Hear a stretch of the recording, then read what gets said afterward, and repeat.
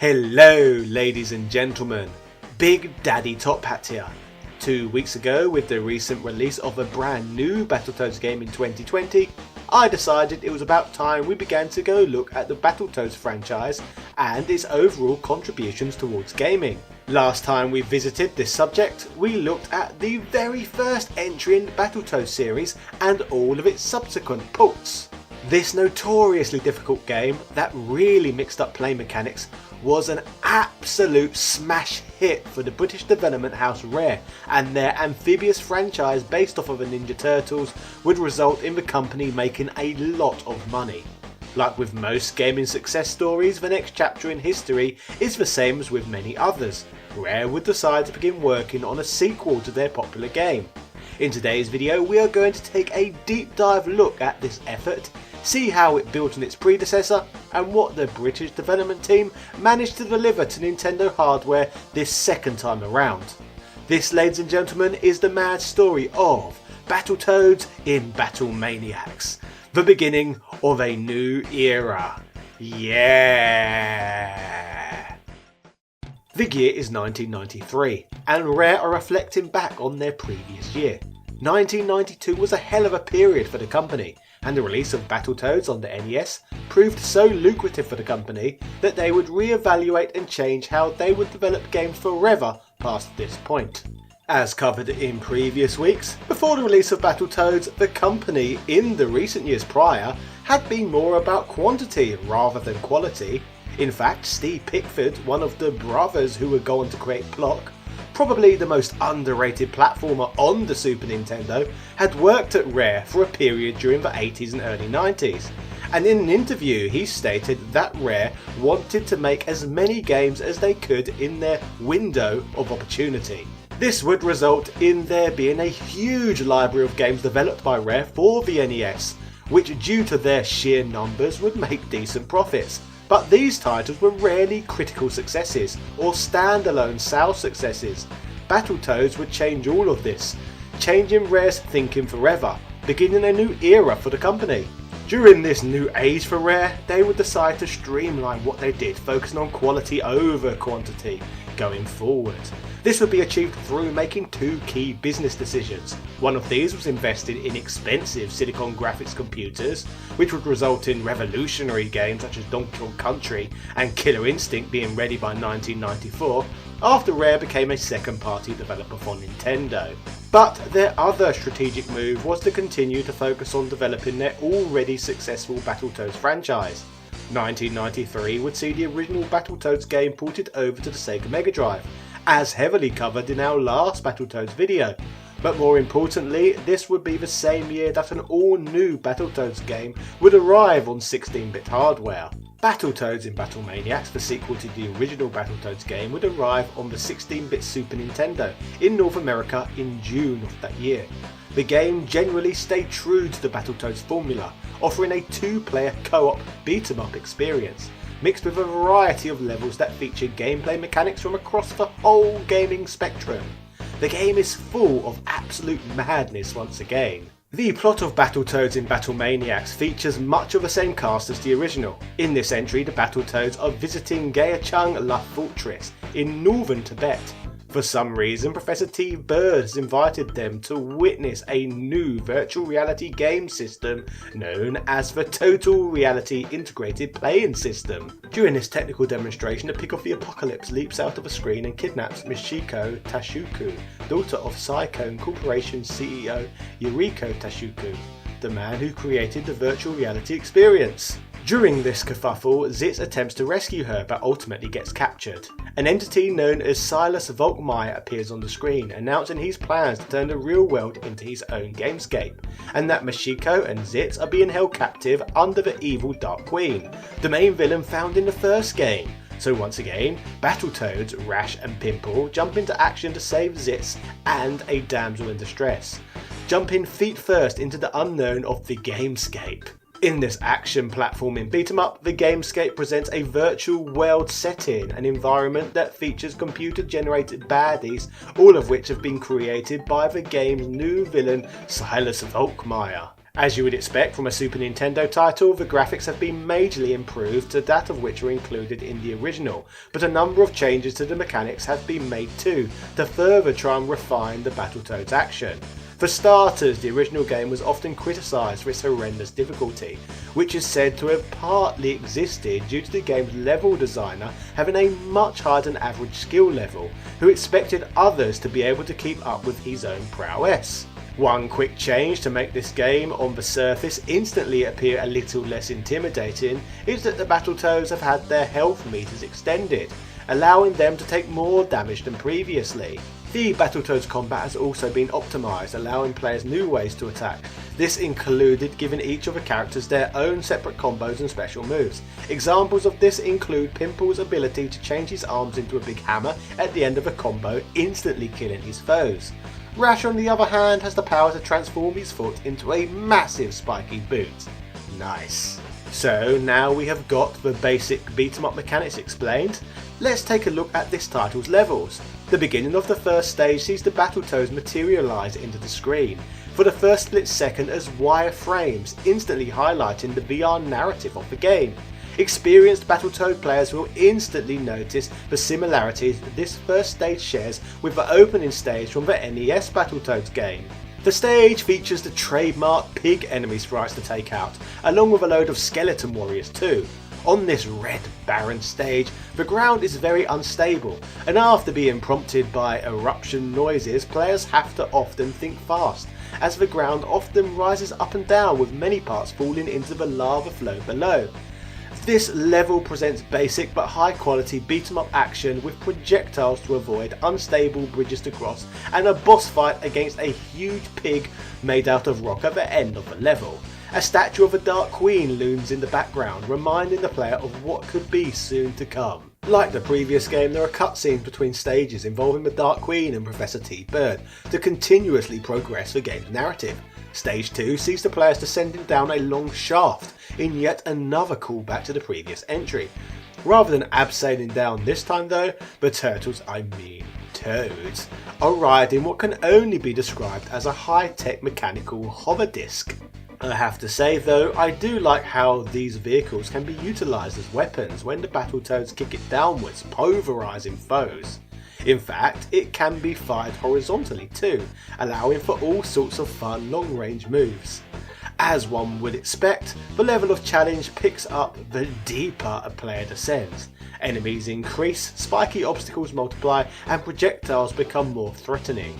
Players must even get through a super fast scrolling section at the end of the stage as well. The next stage sees the Toads make their way through a level inspired by the design of the surfing section found in the last Toads game, which was clearly inspired by the surfing sections found within Turtles Arcade. The environment here though is the trippiest yet, as in this bonus stage players must try and hit as many bowling pins as possible, whilst avoiding enemies and black pins that can result in everything coming crashing down. Players can gain 1 extra life for every 200 pins they have managed to collect upon completion of the section. Interestingly, in the next stage you will notice the Battletoads sprite sizes change to much smaller ones as they build speed bikes to ride. Yet another part of the game inspired by the Battletoads NES entry. In fact, using the term inspired seems slightly generous to be fair, as the level looks and feels more like a recreation of the design found in the original entry. This stage is literally the turbo tunnel from the first Battletoads game, apart from a few tweaks here and there, and I said everything I had to say about this stage in my last video, so nothing more to add really. More familiar territory returns on the next stage too, as players are delivered one of those stages involving riding and hanging on to huge snakes, or, as they call them in Germany, massive schlongs. Just like in the previous entry, riding these big schlongs whilst making sure to stay focused and not get taken out by other obstacles can be tough. But what would a Battletoads game be without toughness, eh? Next, players get a jet tractor stage, which sees more mechanics ripped from the previous entry in the series. Basically, this stage sees the Toads riding these strange devices, manoeuvring them quickly to avoid being taken out by the Buzzsaurus weapon-wielding foe behind them. Players then get another bonus stage, which follows exactly the same premise as the last one, only this time the Toads must collect white dominoes rather than bowling pins in order to gain those sweet extra lives. The next stage sees players descending down a tower from platform to platform as quickly as possible. Once again, mechanically, this stage has been based on a stage from the previous game, so therefore the objective remains the same too. Basically, the player must outpace a mutant rat in a race to the bottom so that you can detonate TNT in order to blow this foe up. This sequence of players repeated several times as the stage gets more challenging until players reach the very bottom. Once at the base of this structure, one final battle takes place against the Dark Queen, who has the power to teleport and use various projectile attacks, which to be fair is not that challenging considering that this is the final throw of a Battletoads game, a franchise that is renowned for its at times extreme difficulty. Past this point, in an interesting twist, this game has two different endings which can occur depending on the player's actions during the final gameplay segment.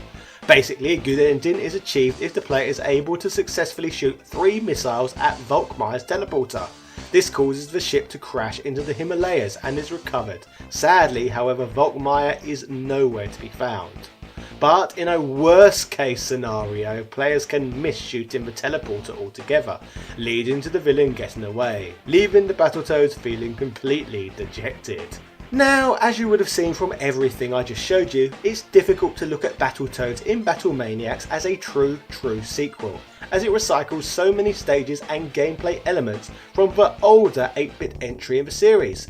Many of the game's levels are simply enhanced or remixed versions of old levels from the original game, rather than being totally new and unique ones.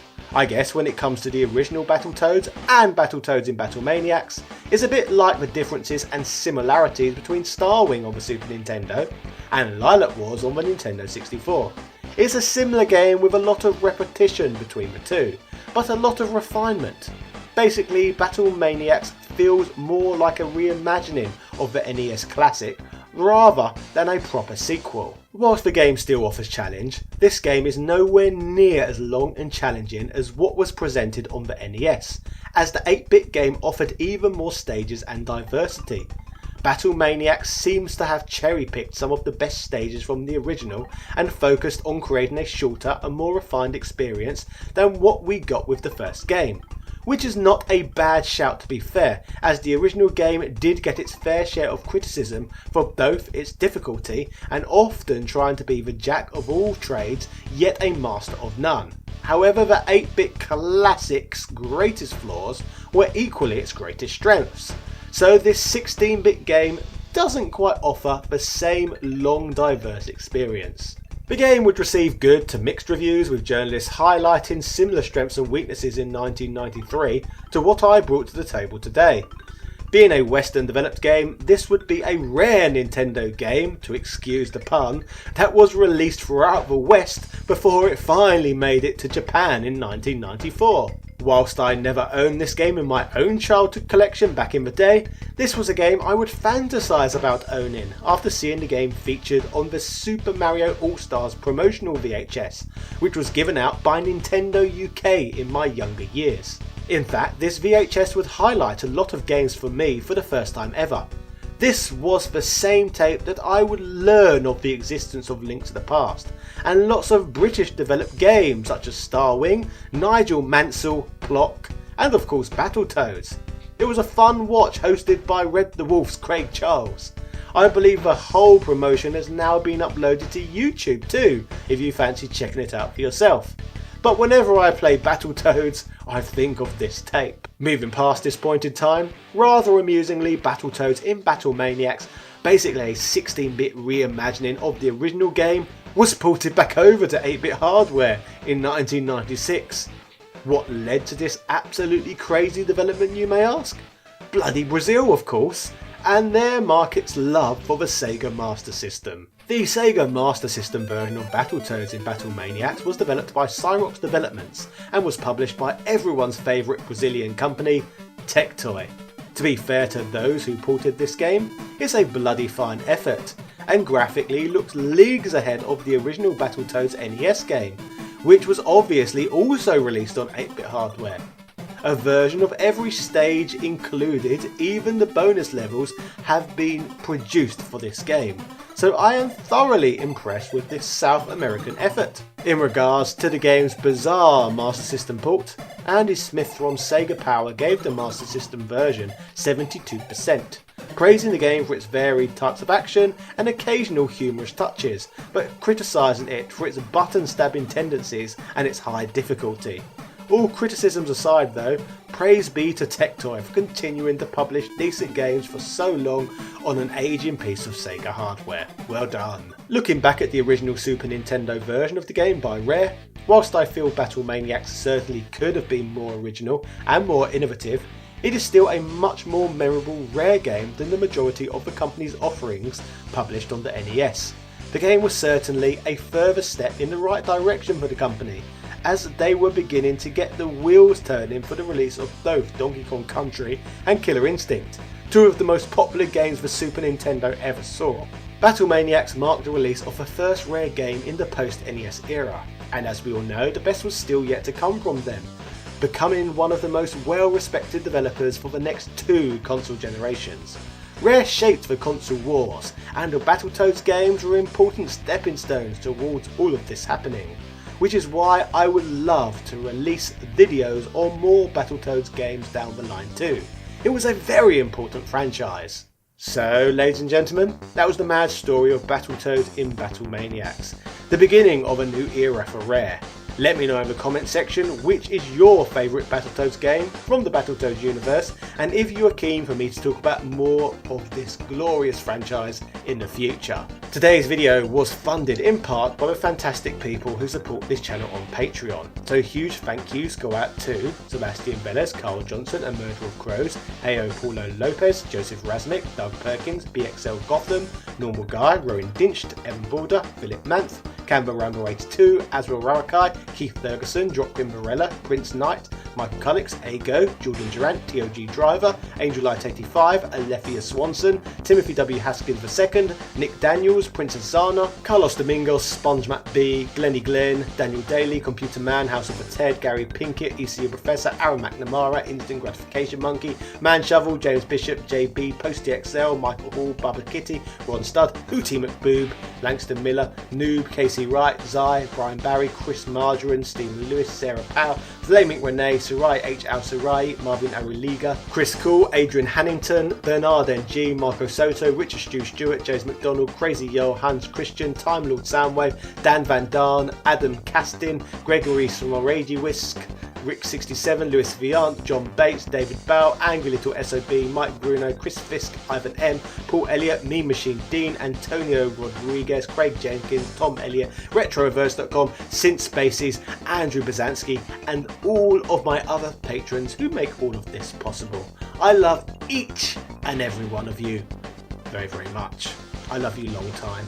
Thank you.